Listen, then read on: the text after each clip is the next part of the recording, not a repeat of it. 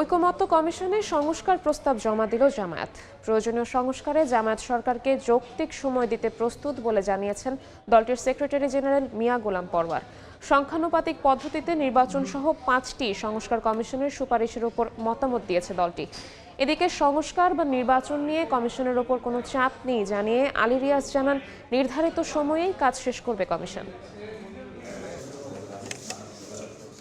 সংস্কার বিষয়ে জাতীয় ঐকমত্য কমিশনে প্রস্তাবনা জমা দিল জামায়াতে ইসলামী। বৃহস্পতিবার সকালে দলটির সেক্রেটারি জেনারেল মিয়া গোলাম পরওয়ারের নেতৃত্বে সংসদ ভবনে কমিশন কার্যালয়ে আসেন প্রতিনিধিরা।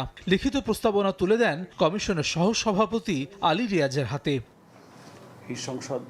পরে জামায়াতের সেক্রেটারি জেনারেল বলেন, সংখ্যানুপাতিক পদ্ধতিতে নির্বাচন, রাষ্ট্রপতি প্রধানমন্ত্রীর ক্ষমতার ভারসাম্য আনা সহ 5টি সংস্কার কমিশনের সুপারিশের উপর মতামত দিয়েছেন তারা। প্রয়োজনীয় সংস্কারে জামাত যৌক্তিক সময় দিতে প্রস্তুত বলেও জানান তিনি। এই নির্বাচনটা হতে হবে প্রপোর্শনাল রিপ্রেজেন্টেশন, পিআর পদ্ধতি, সংখ্যানুপাতিক পদ্ধতিতে, যেটা আধুনিক গণতান্ত্রিক বিশ্বের প্রায় 60টিরও বেশি সংখ্যক দেশে এটা কার্যকর আছে। আমরা কিন্তু নির্বাচনের দিন, মাস, বছর, ঘন্টা কিন্তু কখনো আমরা বেঁধে দিইনি।